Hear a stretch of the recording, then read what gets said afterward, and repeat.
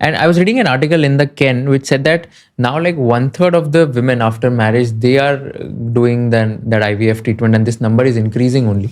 Is that rubbish? This must have been a story planted by some PE IVF clinic. Okay. They all rubbish. Because fertility has not increased. Let me tell you that. Let me explain some things. Infertility has always been a problem through the centuries. Whether you read the Mahabharata, whether you read the Bible, it's always been about 10 to 15%, which means about out of every 10 couples, one is going to have a problem getting pregnant. Even if, for example, you may not know anyone because but if you ask your mom, she will know at least one person. Maybe your aunt was infertile. Maybe your but the trouble is you don't know because that side of the family dies out. But so it's always been common, ever. Now, the good news is we have treatment options. That's good. Part of the problem is a lot of what we are seeing is social infertility. What does that mean? It's not like there's been an epidemic of blocked tubes or egg problems or anything else. So a lot of these women are getting married late.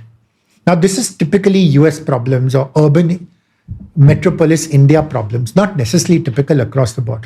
But when a woman gets married late, a lot of these problems.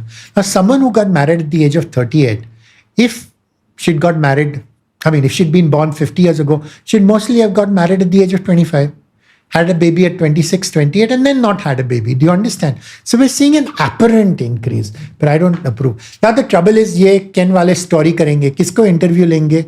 Dr. Malpani. Dr. Malpani ko kya leading question puchenge? Dr. Malpani, have you noticed that the prevalence of infertility has increased? Obviously, Dr. Malpani is going to say yes. Loaded question.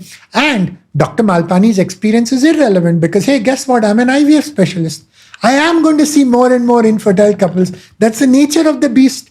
You're asking the wrong question to the wrong person. But anyway, but this is the story they sell to all these investors.